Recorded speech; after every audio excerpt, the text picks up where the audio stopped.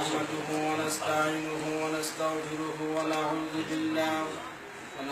بالله من شرور أنفسنا ومن سيئات أعمالنا من يهده الله فلا مضل له ومن يضلله فلا هادي له ونشهد أن لا إله إلا الله وحده لا شريك له ونشهد أن سيدنا وسندنا وحبيبنا ومولانا محمدا عبده ورسوله الذي أرسله بالحق بشيرا ونذيرا وداعيا إلى الله بإذنه وسراجا منيرا فقد قال الله تعالى في كلامه المجيد وفي فرقانه الحميد أعوذ بالله من الشيطان الرجيم بسم الله الرحمن الرحيم سيقول السفهاء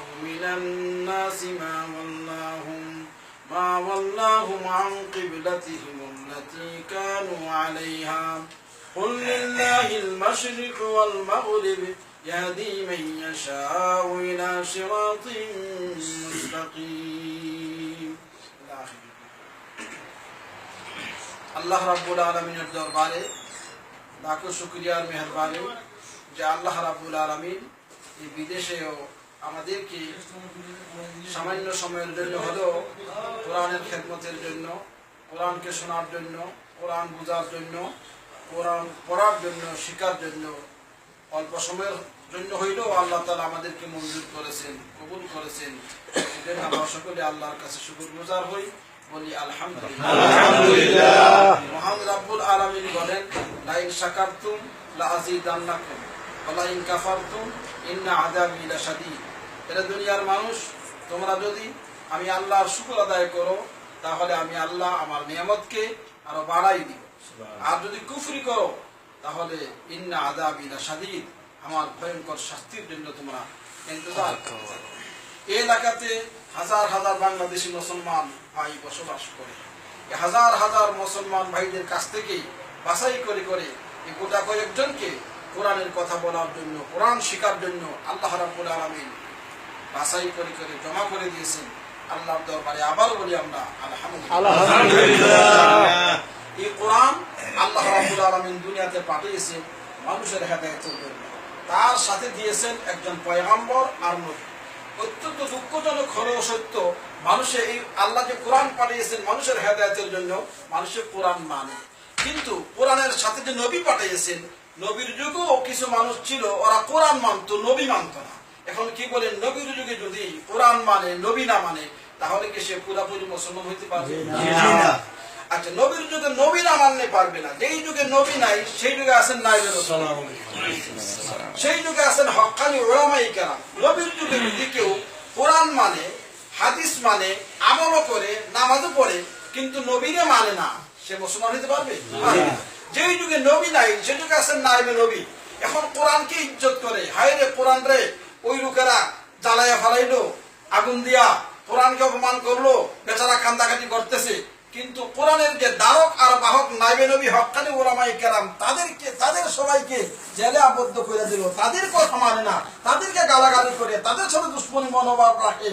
কিন্তু কোরআনকে গলায় নিয়ে চুমু খায়, হাতে নিয়ে চুমু খায়, আদর করে, যত্ন করে। এই আদর আর যত্ন আসলে কি পুরাপুরি ইমানদারি না পুরাপুরি বেঈমানি? কারণ নবীর যুগে সে যদি নবী না মানে তাহলে সে পুরাপুরি মুসলমান হইতে পারে না। যেই যুগে নবী নাই সেই যুগে হক্কানি উলামায়ে কেরাম আছে, কোরআন নিয়ে কান্দাকাটি করে, কোরআনটা আগুন দিয়ে পুড়ে লেছে, সেই জন্য তার খুবই দুঃখ লাগে। কোরআনকে মাথায় নিয়ে ঘুরে, কোরআনকে আদর করে, ইজ্জত করে, সকালে ঘুম থেকে ওইটা নামাজের পরে কোরআন তিলাওয়াত করে, অফিসের ফাইল পত্র দেখা সাক্ষাৎ করে, কিন্তু সে ব্যক্তি আলিমদেরকে ভালোবাসে না, হক্কানি উলামায়েদেরকে ভালোবাসে না। নবীর যুগে যদি নবীকে ভালোবাসে না বাসে, পুরোপুরি ইমানদার হইতে পারে না। তাহলে নাইবে নবীর যুগে যারা নাইবে রাসূলকে ভালোবাসবে না, তারাও পুরোপুরি মুসলমান হইতে পারে না।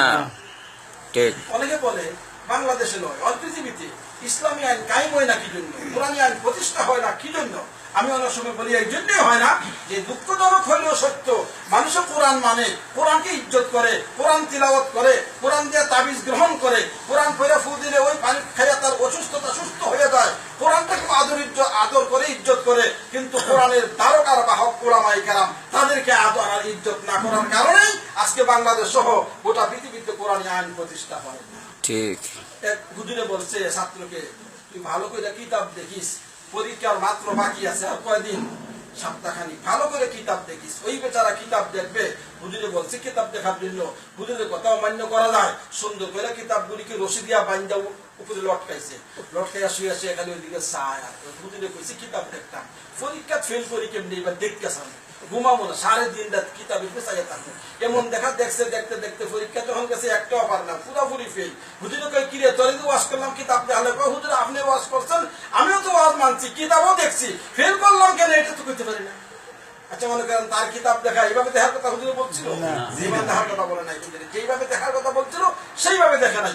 ওরা কোরআনকে ইজ্জত করে আর সম্মান করে, এইভাবে ইজ্জত আর সম্মান করার কথা নবী রাসূল বলেন নাই। ওরা কোরআনকে যেভাবে সম্মান করে আর ইজ্জত করে, ফানি ফরানায় তাবিজ দেয়, এইভাবে কোরআন থেকে এই ফায়দা নেওয়ার আর কোরআনকে ইজ্জত করার কথা ওলামায়ে কেরাম বলেন নাই। ওলামায়ে কেরাম যেভাবে কোরআনকে ইজ্জত করার কথা বলতেছেন, এইভাবে যদি ইজ্জত করতো তাহলে পরীক্ষায় ফেল হতো না। ঠিক। আল্লাহ রাব্বুল আলামিন আমাদেরকে বুঝার তৌফিক দান করুন। আমিন। আগে আপনি বলেছি যে এই কোরআনকে আল্লাহ রাব্বুল আলামিন ইচ্ছা করছেন দুনিয়াতে পাঠাইবেন। এখন মনে করেন কোরআনকে আল্লাহ দুনিয়ার মানুষকে কোরআনের তালিম দিবেন, কোরআনের শিক্ষা দিবেন, কোরআন দুনিয়ার মানুষের কাছে আল্লাহ প্রচার করবেন, শিখাইবেন। তখন আল্লাহ রাব্বুল আলামিন মনে করেন যদি এই যুগে আল্লাহ ভাবতেন আমি আর কোরআন শরীফের তালিম দিব, শিক্ষা দিব, আল্লাহ যদি নিজেই নাই আসতেন এই নাসিবে আর বলতেন নাসিমের সব জনগণ তোমরা জমা হয়ে যাও, আল্লাহ নিজে আইছি, তোমরা কোরআন শরীফ শিক্ষা করে শোনাইয়া দিব, কোরআন শরীফ তালিম দিব, তোমরা শোনো আমি আল্লাহর জবান থেকে কোরআন শরীফের তিলাওয়াত। তাহলে কি মনে করেন নাসিমের মানুষ সহ, রিয়াদের মানুষ সহ আমরা কি আল্লাহর জবান থেকে সরাসরি কোরআন শরীফ তিলাওয়াত শুনতে পারতাম? পারতাম না। কেন? আল্লাহর নূরে আমরা জ্বলে পুড়ে সাইকাই হয়ে যেতাম। যেখানে তুর পাহাড় আল্লাহর নূরে জ্বলে পুড়ে সাইকাই হয়ে গেছে, আমরাও আল্লাহর সামনে টিকে থাকতে পারতাম না। যদি কোরআন শরীফ তার ডাইরেক্ট দেওয়া যায় না, সরাসরি কোরআন শরীফ বন্দাকে আল্লাহ শিক্ষা দিতে পারবে না, সরাসরি কোরআন শরীফ বন্দাকে আল্লাহ রাব্বুল আলামিন তালিম দিতে পারবে না। আল্লাহ ভাবলেন একজন দুনিয়ার মানুষদের মধ্যে থেকে আমি একজন মানুষকে আমার নবী হিসাবে, আমার নির্বাচিত লোক হিসাবে নির্বাচন করব। ওই লোকটাকে আমি আল্লাহ জিবরিলের মাধ্যমে কোরআন কারীমের তালিম আর শিক্ষা দিব। ওই লোকের উপরে দায়িত্ব দিব গোটা দুনিয়ার মানুষকে কোরআন শরীফের তালিম আর শিক্ষা দেওয়া। আর আল্লাহর সেই নির্বাচিত মানুষের নাম হলো মুহাম্মদ রাসূল সাল্লাল্লাহু আলাইহি ওয়াসাল্লাম। আল্লাহ রাব্বুল আলামিন জিবরিলের মাধ্যমে কোরআন কারীমের তালিম আর শিক্ষা দিলেন প্রথমে কারে? কারে শিক্ষা দিলেন? নবীজিকে আল্লাহ রাব্বুল আলামিন প্রথমে কোরআনের তালিম আর শিক্ষা দিলেন। নবীজিকে শিক্ষা দেওয়ার পরে আল্লাহর নবী গোটা দুনিয়ার মানুষকে কোরআন কারীমের তালিম আর শিক্ষা দিলেন। আমি অন্য আরো একদিন বলেছি যে এক বেচারা বাজার থেকে ময়না কিনছে, বাড়িতে আইনা ময়না রেখে তুই বল আলিফ বা তাসা ক খ এ বি অনেক কিছু কয়, ময়না কথাই কয় না। কি রে এত টাকা দিয়ে ময়না কিনলাম, ময়নারে কথা কওয়া শিখাইতে চাই, আলিফ বা শিখাইতে চাই, সেদি বলে না। আরেকজনের কাছে গেল পণ্ডিত মশাইয়ের কাছে, পণ্ডিত মশাই গেল আরে এইভাবে তো তুই কথা বলা শিখাইতে পারবি না, তুই যদি ময়নারে কথা বলা শিখাইতে চাস তাহলে ময়নার সামনে একটা আয়না ধরবি। তখন ময়না দেখবে আয়নার ভিতরে আরেকটা ময়না, ময়না মনে মনে খুশি হইল, ভালো হয়েছে রে, এতদিন একা ছিলাম, আজকে একটা সাথী পাইছে। তখন তুই ওই আয়নার পিছনে চুপ করে আসতে বসে থাকবি, বসে বলবি আলিফ বা। তখন ওই ময়না ভাববে তুই ময়নাই কইতেছে। তখন ময়না ভাববে ও তুমিও সৌদি আরবে ছিলা, আরবি শিখাইছো, আমারে তুই আরবি শিখাইতে চাস, তো ভাই তোর কাছে কি আমি একদিনই শিখতে পারবো? এভাবে তুই কয়েকদিন বল, দেখবে ধীরে ধীরে আমি শিক্ষা পাবো। এরকম কয়েকদিন যখন আপনি আয়নার পিছনে বসে আলিফ বা তাসা বলতে থাকবেন, কিছু দিন পরে দেখবেন ওই ময়নাটাও সৌদি আরবের ভাষা শিক্ষা গেছে, কিছুদিন পরে সে শিখতে পারছে। এইভাবে আল্লাহ রাব্বুল আলামিন দুনিয়ার মানুষকে কোরআনে কারীমের তালিম দিতে চায়, কিন্তু দিবেন কিভাবে? নিজে এত তালিম দিলে ওইটা সম্ভব না। এজন্য আল্লাহ রাব্বুল আলামিন মুহাম্মদ রাসূল সাল্লাল্লাহু আলাইহি ওয়াসাল্লামকে কোরআনে কারীমের তালিম আর শিক্ষা দিলেন। এরপরে উনার উপর দায়িত্ব দিলেন যে আপনি মুহাম্মদ, আপনি নিজে দুনিয়ার মানুষকে কোরআন কারীমের তালিম আর শিক্ষা দিবেন। এই জন্যই তো নবী করিম সাল্লাল্লাহু আলাইহি ওয়াসাল্লাম বলেছেন বুইস্তু মুআল্লিমা, আমি হলাম মাস্টার্স অফ মাস্টার, উস্তাদুল আসাতিদা, আমি সমস্ত শিক্ষকদের শিক্ষক হয়ে দুনিয়াতে এসেছি।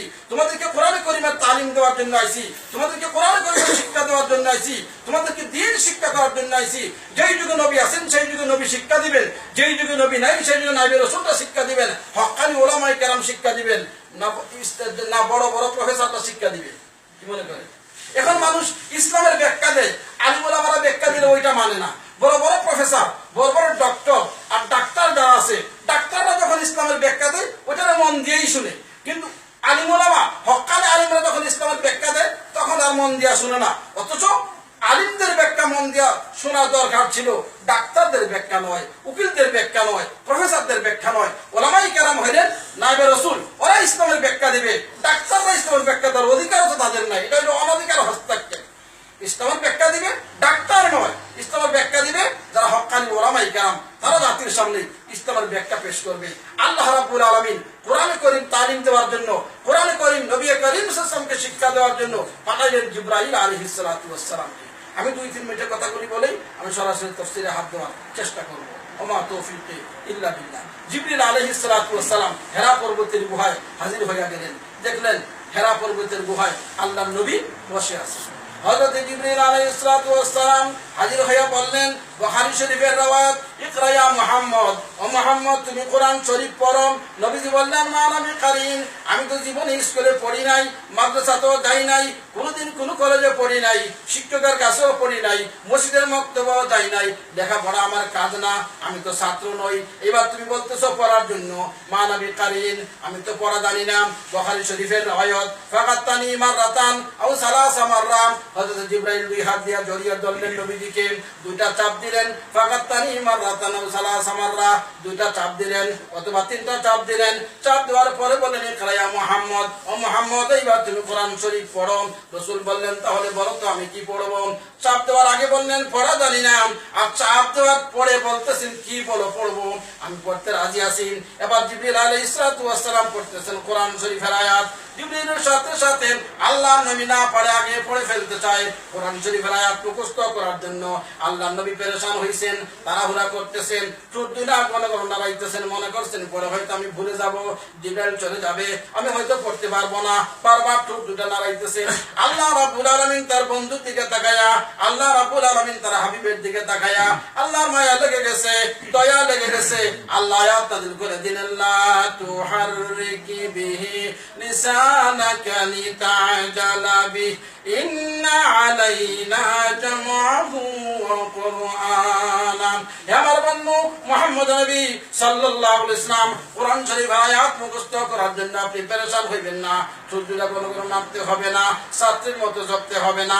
আপনি শুধু জিবরিলের সাথে ইসি কায়দায় পড়তে পড়তে তখন পড়ে পড়ে যান। আপনার সিনায় সমস্ত কোরআন শরীফ জমাইয়া দেওয়ার দায়িত্ব হইল আমি আল্লাহর হাতে। সেই জন্য আল্লাহ রাব্বুল আলামিন যাকে কোরআনে কারীমের হাফিজ বানাইছেন তার ব্যক্তিগত নিজের কোনো ক্রেডিট নাই, বরঞ্চ শিখাই দিয়েছে কে? আল্লাহ বলেন, আল্লামাল কোরআন, আমি আল্লাহ নিজে মানুষের কোরআন শিখাইয়া দিছি। ও বায়ানা আর রহমান আল্লামাল কোরআন, তারপরে কি আল্লাহ বলেন বয়ান করা, মানুষের সামনে ওয়াজ করা, ওটা হ্যাঁ নিজের কোনো ক্রেডিট না, আমি আল্লাহ ওরে শিখাইয়া দিছি। কোরআন শরীফের হাফিজ হয়ে তার নিজের ক্রেডিট না, আমি আল্লাহ শিখাইয়া দিছি। ও মুহাম্মদ সাল্লাল্লাহু আলাইহি ওয়াসাল্লাম, আপনি কোরআন শরীফ শিখবার জন্য তাড়াহুড়া করতে হবে না, আমি আল্লাহ নিজেই আপনার সিনার মধ্যে কোরআন শরীফের জমা করে দিছি। সেই জন্য আল্লাহ রাব্বুল আলামিন যাকে ভালোবাসেন, আল্লাহ রাব্বুল আলামিন যাকে পছন্দ করেন, তার জন্য রহমতের দরজা খুলে দেন, তার জন্য কোরআনের দরজা খুলে দেন। আর যাকে আল্লাহ ভালোবাসে না, তার জন্য সিনেমার দরজা খোলা, টেলিভিশনের দরজা খোলা, মোবাইলের মধ্যেও টেলিভিশন আছে, সব দরজা আল্লাহ হের জন্য খুলে দিছে। কারণ হের উপরে আছে আল্লাহর রহমত না গজব? আর যার উপরে রহমত আছে তার জন্য কোরআনের দরজা খোলা, মসজিদের দরজা খোলা। ওই বেচারা মসজিদে গেলে এই দেখে মসজিদ লাগাই, এখন কি রে মসজিদ বানায় রাখছে, এটা খুলে না গেলে যে যাই দেখি মসজিদ বন্ধ, কারণ এত ফেসাব করতে মসজিদে যায়, গেলে এই দৌড়ে হারিয়েছে মিয়া মসজিদ বন্ধ যাও এখন। এখন মসজিদ বানাইলো মানুষের নামাজ পড়ে কতদিন আই, মসজিদ তো খুলেই না হারিয়েছে, নামাজ পড়বো করতে আমার হেতা নামাজের টাইমে আসে না। আল্লাহ বলেন তোর জন্য মসজিদের দরজা খুলবে। তুই যাবি সিনেমা হলে, তুই যাবি টেলিভিশনে, তুই যাবি টাস খেলতে, তুই আবার এমন স্কিল লাগি। আল্লাহ বলেন আমি যাকে ভালোবাসি তার জন্য আমার দরজা খুলে দেই, যাকে ভালোবাসি না তার জন্য আমার দরজা বন্ধ করে দেই। আল্লাহ রাব্বুল আলামিন আমাদের কিছু ভালোবাসেন বিদায়ী আজকের মাহফিলে উপস্থিত হওয়ার, কোরআনের মাহফিলে উপস্থিত হওয়ার তৌফিক দান করেছেন। সেজন্য আবারও বলি আলহামদুলিল্লাহ। সায়াকুলুস সুফাহাউ মিনান নাস, অচিরেই নির্বুধ মুখেরা, মানুষদের মধ্যে যারা মূর্খ, তারা বলবে মা ওয়াল্লাহু মান কিবলাতিহুম, তাদের কিবলা থেকে তাদেরকে কে হটাইয়া দিল? যে কিবলার উপরে তারা ছিল। এটা হলো কোরআনের আয়াত। আসলে এটা একটা প্রশ্নের কথা আল্লাহ বলতেছে। প্রশ্নটা কি বলার আগে একটু বিস্তারিত না বললে এভাবে সহজে বোঝাও যাবে। আল্লাহ রসুল যখন মক্কাতুল মুকাররমায় ছিলেন তখন নামাজ পড়তেন রুকনে ইয়ামানি এবং হজরে আসওয়াদ, এই দুটার মাঝখানে দাঁড়ায়। তো এই দুটার মাঝখানে দাঁড়ায় কাবা শরীফকে সামনে রাখলে কাবাও সামনে পড়তো, ওদিকে বাইতুল মুকাদ্দাসও সামনে, যেহেতু বাইতুল মুকাদ্দাস ওই দিকে।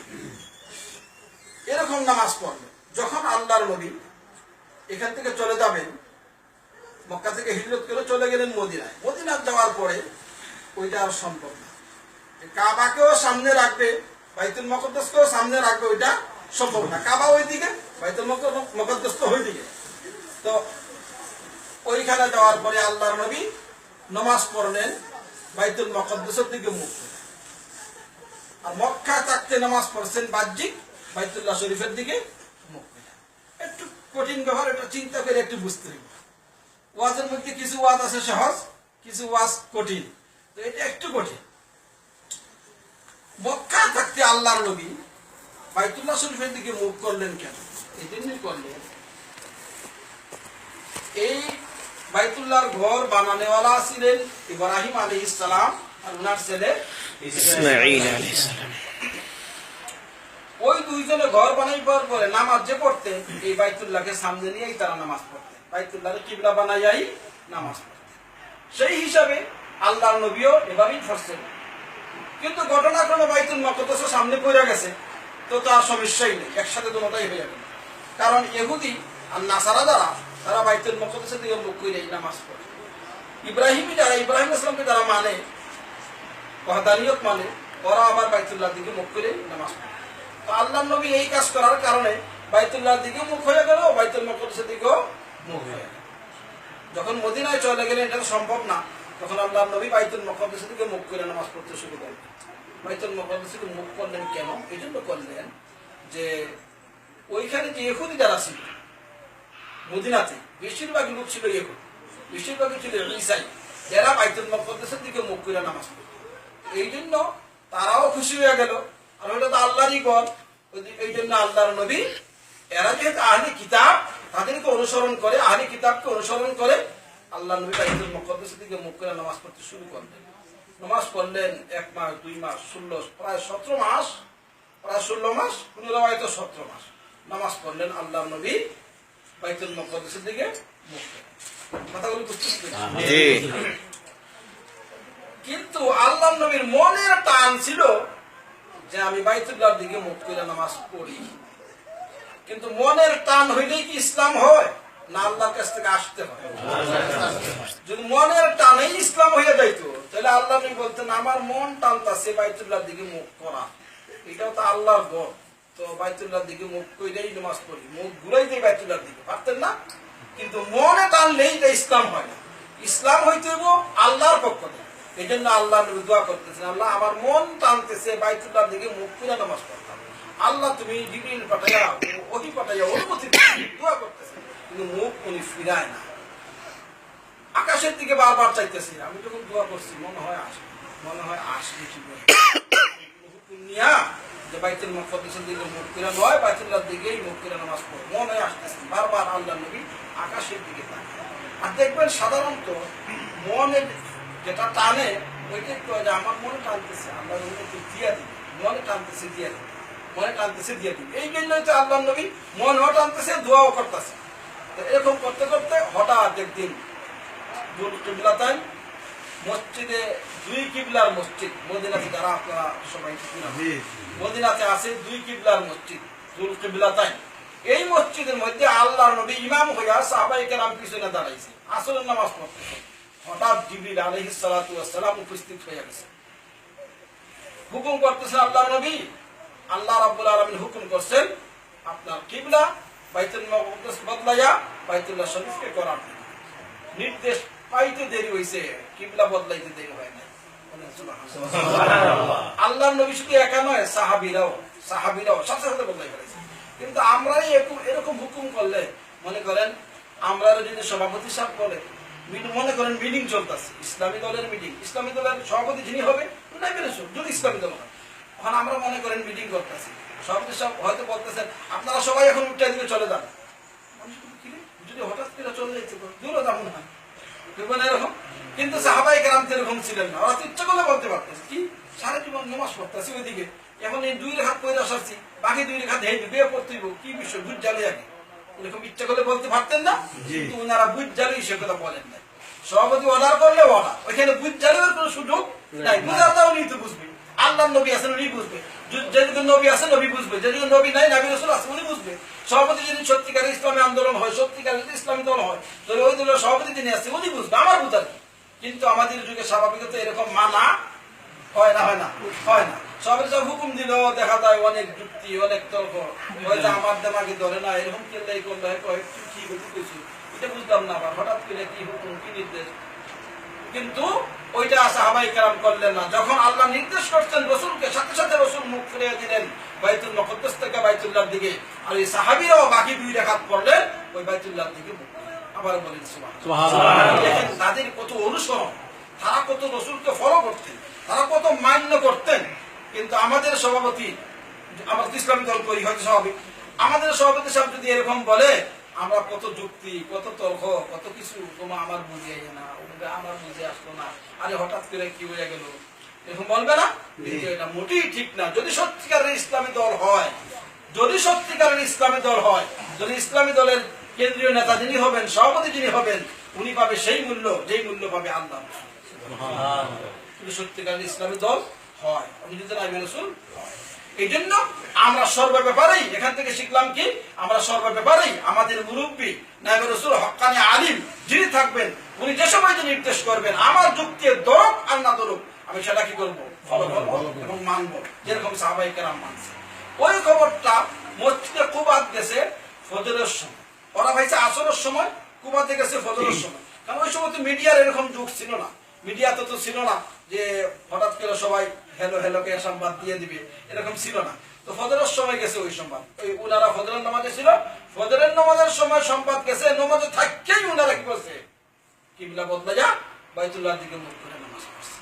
এই জন্য এই যে একটা মানার মাদ্দা, একটু সাইডে দিলেন আবার বন্ধ করে ফেলেছি, এই যে একটা মানার মাদ্দা যে সভাপতি সাহেব আমার মুরব্বী, আমি তাকে আলিম মানছি, তাকে নবী রাসূল মানছি, আমার সভাপতি যারে আমি মানছি, উনার প্রতি আমার শ্রদ্ধা ভালোবাসা থাকতে হবে, এটাই এখান দিয়ে বুঝেন। তখন ওই যে কিবলা পরিবর্তন হয়ে গেল আসরের নামাজে, কিবলা পরিবর্তন হয়ে গেল কি ফজরের নামাজে, কিছু দল মুনাফিক ওই সময় ছিল, সব ইসলামী দলে ওই কিছু মুনাফিক থাকে না, কিছু মুনাফিক থাকে।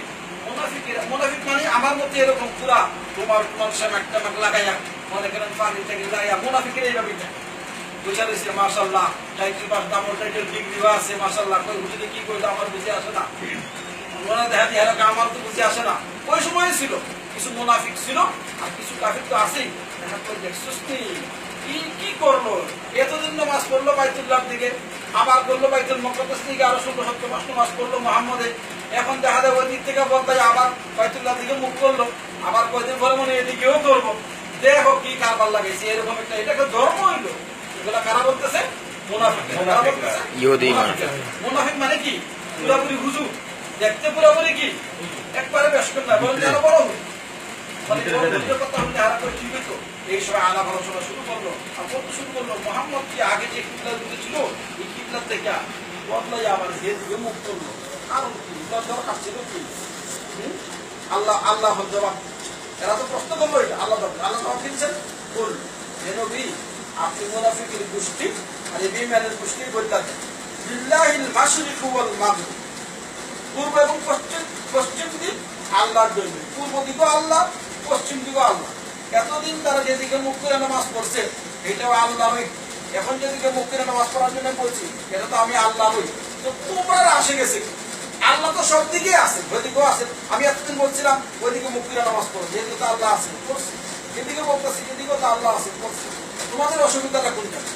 সব দিক তো আল্লাহ দিকে, এরকম তো না যে কোনো দিকে আল্লাহ আছেন কোন দিকে নাই, অথবা তোমরা দিক ওইটা, এরকম তো না, সব দিকে তো আল্লাহ। তাহলে আল্লাহ বলছেন এদিকে এদিকে, আল্লাহ বলছেন এদিকে, তোমরা যায় তা আসলে আল্লাহ এরপরে বলতেছেন ইয়াহদি মান ইয়াশা ইলা সিরাতিল মুস্তাকিম, ইয়াহদি মান ইয়াশা, আল্লাহ যাকে চান তাকে হেদায়েত করেন সোজা পথের দিকে। অর্থাৎ তোমাদের নসিবে হেদায়েত নাই, তোমরা আল্লাহ পর্যন্ত পৌঁছার তোমাদের ভাগ্যে নাই, জাহান্নাম থেকে বাঁচার পথ তোমাদের জানা নাই, জান্নাতে যাওয়ার মতো সৌভাগ্য তোমাদের নাই, এই জন্য তোমরা এই সমস্ত কথাগুলি বলতেছো আর কষ্ট উত্থাপন করতেছো। না হলে নবী যে সময় যেটা করছে সেটা তোমরা মাইনে নেওয়াই দরকার ছিল, কিন্তু মুনাফিকরা তা মানল না। এই জন্য এই যুগেও, আমাদের যুগেও আলিম ওলামা, হক্কানি আলিম আমরা যাকে মনে করি, যে আলিমকে হক্কানি মনে করি, ওই আলিমের পিছনে আমরা দৌড়ব, উনি যেটা বলছে সেটা আমরা কি করবো, মানব। এরকম না যে কোনো একজন ধরে দুঃখ দেখিয়ে ওই এরকম আমি বাসাই বাসাই করে ধরি। কিন্তু এখন আমাদের দিকে মানুষে কি করে, হুজুরদের কাছে যায়, যাই যখন হুজুর দেখে পায় না, ওইখানে গেছে একটু পায় না, আরেক মাজারে গেছে পায় না, 2-3 মাজারে যায় হুজুর না পাইয়া তবুও আমার জন্য ভিডিও পাঠিয়ে ওই পালা ওইটা দিলে ওই কাছে ডাক্তার হুজুর পাই না।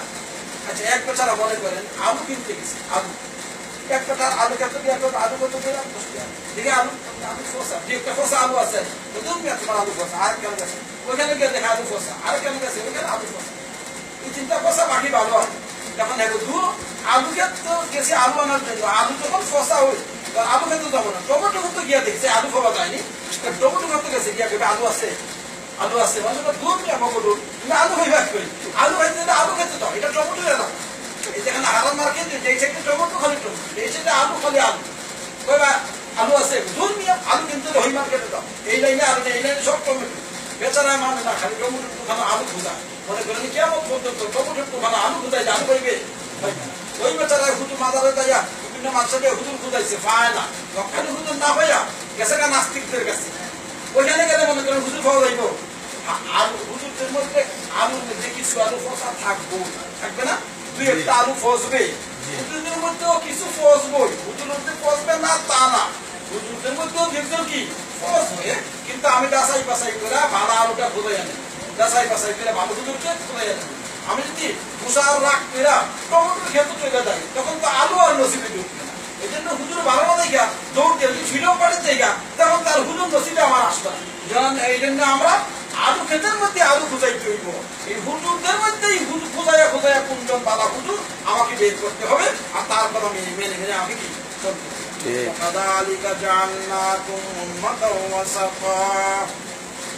এবং এমনি ভাবে তোমাদেরকে বানানো হয়েছে উম্মাতান ওয়াসাতা, মধ্য সম্প্রদায়। ওয়াসাত মানে মধ্য, ওয়াসাত মানে মধ্য সম্প্রদায়। ওয়াসাতের একটা অর্থ আমরা সকলে জানি, মধ্য, মাঝখান। আরো 2টা অর্থ আছে যেগুলি স্বাভাবিক জানার কথা না, ওইটা তাফসীরের কথা, তাফসীর না বললে ওইটা জানা যায়। ওয়াসাতের আরো অর্থ হলো উত্তম, এটা তাফসীরে লেখা আছে, ওইটা সাধারণত অর্থ মানে না। ওয়াসাতের আরেকটা অর্থ হলো মুতাদিল, মানে একবারে বরাবর দিনই চলে, ওনাকেও ওয়াসাত। আল্লাহ বলতেছেন আমি তোমাদের প্রথমে যারা বললেন যে সর্বশ্রেষ্ঠ মক্কা বাইতুল্লাহ শরীফ, সর্বশ্রেষ্ঠ কিবলার দিকে কিবলা, সর্বশ্রেষ্ঠ কিবলা আমি আল্লাহ তোমাদেরকে দান করলাম, এই হলো একটা। আরেকটা হলো তোমাদেরকে আমি উম্মাতান ওয়াসাতা দান করেছি, মধ্য সম্প্রদায়। এই একটা উত্তম সম্প্রদায়, তোমরা হইলা সম্প্রদায় মানে কি জাতি, তোমরা হইলা উত্তম জাতি। একটা হলো তোমরা উত্তম কিবলা হইলা, আরেকটা হলো তোমাদের রকম হলো তোমরা উত্তম জাতি। জাআলনাকুম উম্মাতান ওয়াসাতা, তোমাদেরকে আমি আল্লাহ উত্তম জাতি হিসাবে সৃষ্টি করেছি, উত্তম জাতি হিসাবে তোমাদেরকে আমি জন্ম করেছি। কেন উত্তম? আমরা উত্তম হলাম কেন? আল্লাহ বলতেছেন তোমরা উত্তম জাতি। আমরা যে উত্তম জাতি, উম্মতে মুহাম্মাদি যে উত্তম জাতি, এটা বলতেছেন কে ভাই? আল্লাহ। বলতেছেন কোন জায়গায়? কুরআন শরীফে। কোন জায়গায় বলতেছেন? কুরআন। উম্মাতান ওয়াসাতা, ওয়াসাতা মানে উত্তম। তোমরা উত্তম, উত্তম একটা কিবলা, তোমাদের কিবলা যেটা কিবলাটাও উত্তম, তোমরা জাতি হইলা উত্তম। কেন? লিতাকুনু শুহাদা আলান নাস, তোমরা মানুষের প্রতি সাক্ষ্য দান করো। ওয়াকুনা রাসূলু আলাইকুম শাহিদা, এবং রাসূল হবেন তোমাদেরকে সাক্ষী। কিয়ামতের মাঠে আদম আলাইহিস সালাতু ওয়াস সালাম থেকে নিয়ে যত পয়গম্বর রাসূল আর নবীরা পৃথিবীতে এসেছেন মানুষের সামনে দ্বীনের দাওয়াত দিচ্ছেন না, দ্বীনের দাওয়াত পেশ করছেন। এই দাওয়াত পেশ করতে দেয়া তাদেরকে অনেক দুঃখ কষ্ট নির্যাতন সহ্য করতে হয়েছে। একদিনের কথা আমি বলি, হযরত নূহ আলাইহিস সালাতু ওয়াস সালাম উনি সকালবেলা জাতির সামনে দিয়ে বলতেন, আমার জাতি তোমরা পড়ো লা ইলাহা ইল্লাল্লাহ, আল্লাহ এক, সকলে স্বীকার বলার সাথে সাথে এলাকার সব মানুষ যত বাচ্চা কাচ্চা আছে, ওই সময় এত স্কুল কলেজের সিস্টেম ছিল না, বাচ্চা কাচ্চারা সবাই পাথর নিয়ে ওনারা পাথর মারতে শুরু মারতে মারতে মারতে মারতে এরকম হইতো উনি পাথরের নিচে পড়ে যেত। সন্ধ্যা হয়তো সবাই চলে যেত, তখন জিবরিল আলাইহিস সালাম আয়েশা পাথরগুলা সরাই আপনাকে উঠাই। পরের দিন এরকম আইসা উনি আবার এরকম করে করে প্রায় কত বছর, 650 বছর উনার গলার মধ্যে রশি লাগাই ছেলেরা খেলতে আসে না, ছেলেরা খেলার রশি দিয়া উনার গলার মধ্যে পাঁচটা 10-12 জনে টান। ওই সময় তো পাহাড়, উঁচা উঁচা পাহাড়, এই পাহাড়ের উপরে টান্না টান্না উপরে নিয়ে ধাক্কা দেওয়া হয় গড়ায় গড়ায় গড়ায় গড়ায় গড়ায় কি মনে করেন কম কষ্ট না বেশি কষ্ট? এই দাওয়াত দিচ্ছেন কিয়ামতের মাঠে উনার উম্মতদেরকে যখন আমরা জিজ্ঞেস করবেন তোমাদেরকে কি নবী দাওয়াত দিছিল, না না আমার দাওয়াত পাই নাই, দাওয়াত পাইলে আমার মসজিদ সাল্লাম আল্লাহ নবী কোন দাওয়াত দেয় নাই, দাওয়াত যদি দিত আমরা কোরআনের পিছন সাল্লাম নইলে কি মনে করেন? হ্যাঁ মিথ্যা না সত্য? মিথ্যক। কি তুমি দাওয়াত দেও নাই? আল্লাহ এই অবস্থা, আমাকে তারা গলার মধ্যে রশি লাগায় একটা উপরে তুলছে, আবার ছেড়ে দিছে, কিন্তু আমি বিরত হই নাই। পরের দিন আবার এসে দাওয়াত দিছে, আমাকে পাথর মারতে মারতে পাথরের নিচে ফেলাই দিছে, আল্লাহ আমি বিরত হই নাই। পরের দিন আবার এসে দাওয়াত দিছে। এরপরে ওরা বলতেছে আমি দাওয়াত দিই। উম্মতরা বলবে আমরা যদি দাওয়াত দিছে সাক্ষী দিতে, সাক্ষী দেখাই এইভাবে তো মামলার সিদ্ধান্ত হয় না সাক্ষী ছাড়া, সাক্ষী পাওয়া যাবে কোথায়? ওরা তো সব একদল। আল্লাহ বলতেছে কি লিতাকুনু শুহাদা আলান নাস, আল্লাহ বলবেন উম্মত মুহাম্মদী কোথায় সাক্ষী দান করো তোমরা, বলো সুবহানাল্লাহ সুবহানাল্লাহ। মুহাম্মদী নূহ আলাইহিস সালাতু ওয়াস সালাম সমস্ত জীবনকে ব্যয় করে দাওয়াত দিল, এত কষ্ট করলো, পাথর মারলো, 950 বছর দাওয়াত কওমি লাইলা ওয়া নাহারা, 950 বছর দাওয়াত দিছে আমি আল্লাহ জানি, কিন্তু সাক্ষী ছাড়া কোন কেসের ফয়সালা দেওয়া যায় না। তোমরা বলো তো সাক্ষী দাও, ওরা করছে কিনা, দেখছো কিনা, শুনছো কিনা? সমস্ত উম্মতে মুহাম্মদীরা বলবে লাব্বাইক আল্লাহ, আমরা সাক্ষী দিতে প্রস্তুত, আমরা জানি শুনি বুঝি ভালো করে সাক্ষী দিতেছি। নূহ আলাইহিস সালাতু ওয়াস সালাম নয়, সমস্ত পয়গম্বরেরা ওই জাতিকে এত কষ্ট দিছে, ওই জাতি পয়গম্বরদেরকে কষ্ট পাইয়া ওরা বিরত থাকে নাই, দিন রাত 24 ঘন্টা তারা তাদের দিনের দাওয়াত দিছে। সাক্ষী উম্মতে মুহাম্মদী সাক্ষী দিবে, আল্লাহ আমরা সাক্ষী এই নবীরা দিনের দাওয়াত দিছে। তখন তারা প্রতিবাদ করবে কি তোমরা কি আমাদের যুগে ছিলা, আমরা দাওয়াত দিছি তোমরা কি দেখছো? না দেখে সাক্ষী দেয় কিভাবে? তোমরা কি দেখছো? সাক্ষী কিভাবে দিলা তুমি? আল্লাহ ওরা মিথ্যা বলছে, ওরা আমাদের যুগে ছিল না, দেখেও না, ওরা সাক্ষী কিভাবে দেয়? উম্মতে মুহাম্মদী বলবে আল্লাহ আমরা যদিও দেখি নাই, যদি আমরা ওই সময় ছিলাম না, কিন্তু আমাদের একজন নবী ছিলেন মুহাম্মদ রাসূল সাল্লাল্লাহু আলাইহি ওয়াসাল্লাম। আমার নবীজির মুখে বুখারী শরীফে, তিরমিজি শরীফে, নাসাই শরীফে, ইবনে মাজাহ শরীফে, মুয়াত্তা মালিক, মুয়াত্তা ইমাম মুহাম্মদ বিভিন্ন কিতাবের মাধ্যমে হাদিস পড়ে পড়ে আমরা জানতে পারছি নবীজির মাধ্যমে আমাদের নবীজি বলেছেন, আমাদের নবী মিথ্যা নবী নয়, মিথ্যা বলনেওয়ালা নয়, আমাদের নবী বলে গেছেন এই নূহ আলাইহিস সালাতু ওয়াস সালাম 950 বছর, শুধু নবীও নয়, কোরআন শরীফের মধ্যে আমরা পড়ছি আছে দাওয়াতু কওমি লাইলা ওয়া নাহারা, দিন রাত 24 ঘন্টা 950 বছর পর্যন্ত নূহ আলাইহিস সালাম দিনের দাওয়াত দিয়েছে, অন্যান্য পয়গম্বররা দিনের দাওয়াত দিয়েছে। আল্লাহ আমরা কোরআনের মাধ্যমে আর নবীজির মাধ্যমে জানতে পেরেছি। এটা না ঠিক না? তখন এরপরও তারা কিছু কিছু চোখ লাল করে সাক্ষী দেয়, আমরা জাহান্নামে যাওয়া লাগবো, ওখানে বাচ্চা ইসলাম, বাচ্চাদের ইসলাম হই, এরা সাক্ষী এরা বিরত করতেছে, চোখ লাল করে, চোখ যখন লাল করবে আল্লাহ রাসূলকে ডাকা হবে, ইয়া মুহাম্মদ সাল্লাল্লাহু আলাইহি ওয়াসাল্লাম, পয়গম্বর আপনি তো এরা নবী রাসূল, আপনার মাধ্যমে ওরা জানতে পারছে, কোরআন শরীফের মাধ্যমে জানতে পারছে, এবার আপনিও সাক্ষী দেন এরা দিনের দাওয়াত দিছে কিনা, দিনের দাওয়াত পাইছে কিনা ওরা। আল্লাহর নবী সাক্ষী দিবেন আমার এই উম্মতেরা যে সাক্ষী দিয়েছে এই কথাগুলি বলছে বহু সত্য, একটা কথা মিথ্যা নয়। আমিও বলেছি কোরআনে, আল্লাহ তুমিও তো বলেছো এরা দিনের দাওয়াত দিছে, কিন্তু বেঈমান গোষ্ঠী একটা দিনের কথা মানে নাই। আচ্ছা আল্লাহ দাওয়াত দিয়েছেন।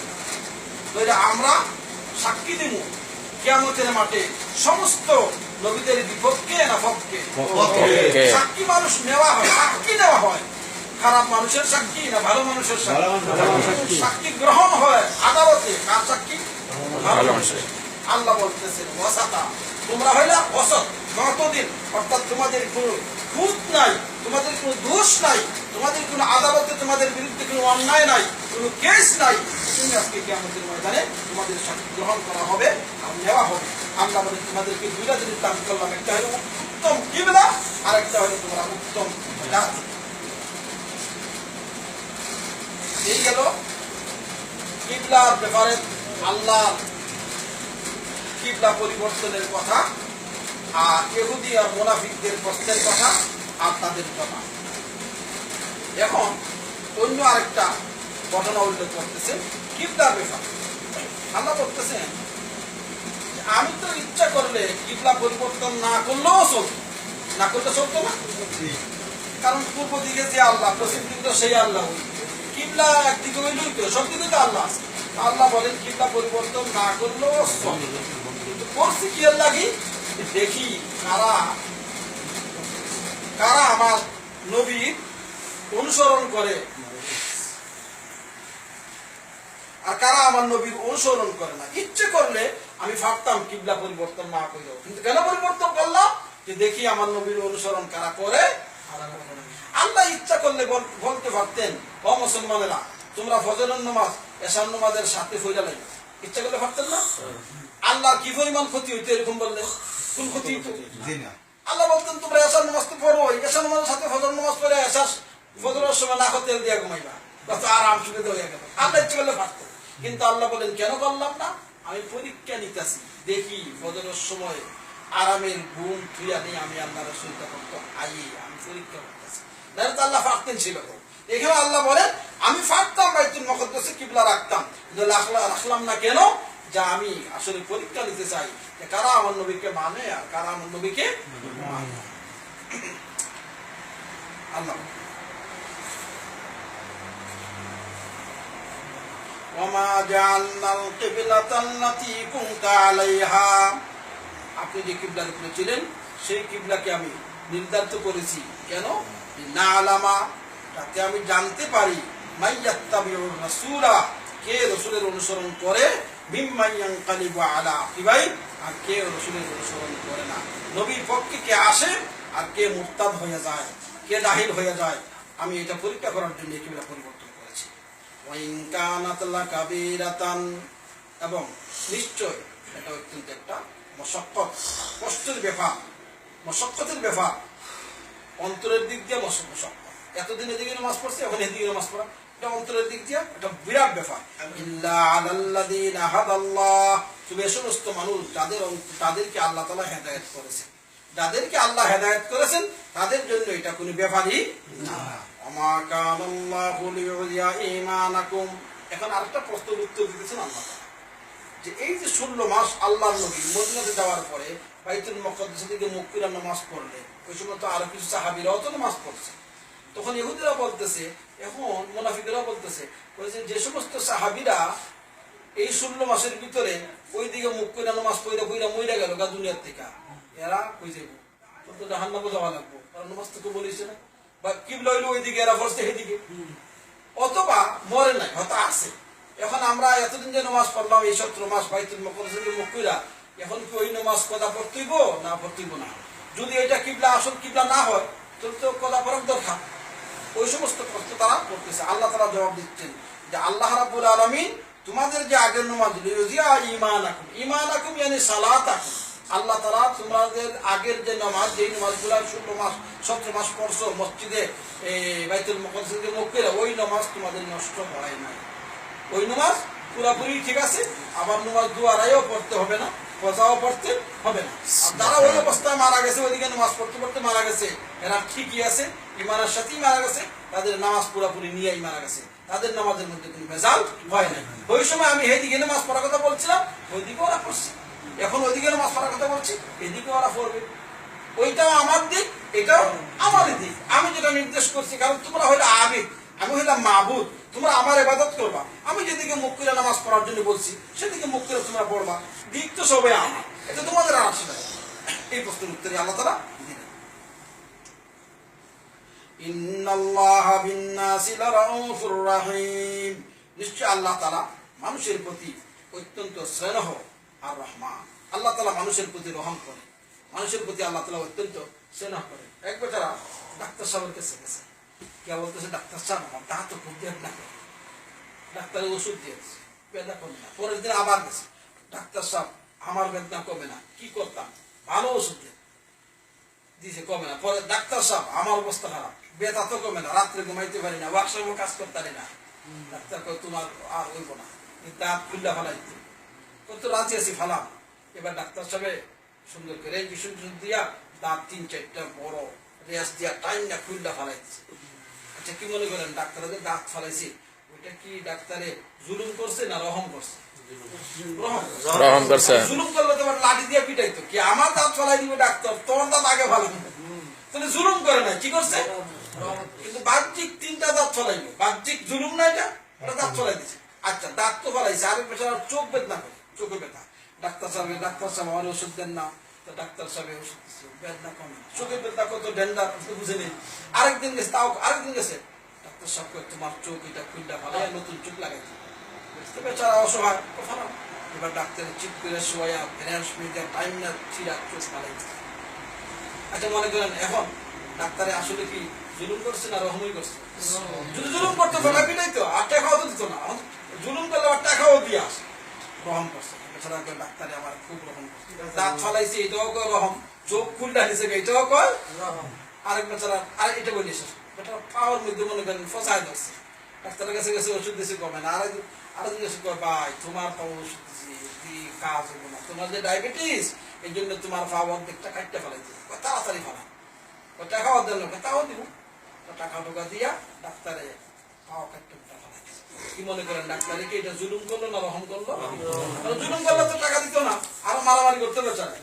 ডাক্তার সাহেব একজন ডাক্তার, সে বড়ি সম্পর্কে বুঝি আর জানে, ডাক্তার সাহেব এই বেটার দাঁত ফালাইলেও কয় রহম করছে, চোখ খুল্লা ফালাইলে চোখ ড্রপ দিলেও কয় রহম, খুল্লা ফালাইলেও রহম, দাঁতের মধ্যে ওষুধ দিলেও রহম, দাঁত ফালাই দিলেও কি রহম, কাঠের মধ্যে ফাওয়ার মধ্যে ওষুধ দিলেও রহম, ফাও কাটতে ফালাই দিলেও কেন রহম?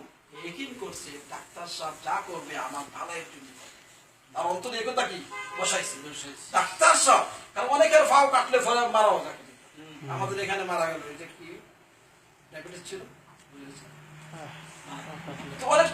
অনেক সময় মারাও যায়, কিন্তু ডাক্তার সাহেব সে একই করছে এই ডাক্তার রহমান, এই ডাক্তার রহিম, আমার জন্য ডাক্তার খুবই দয়াময়, যা করবে আমার ভালোর জন্য করবে, যদিও ভাব কাটলে মরে যাব না, ভালোর জন্য।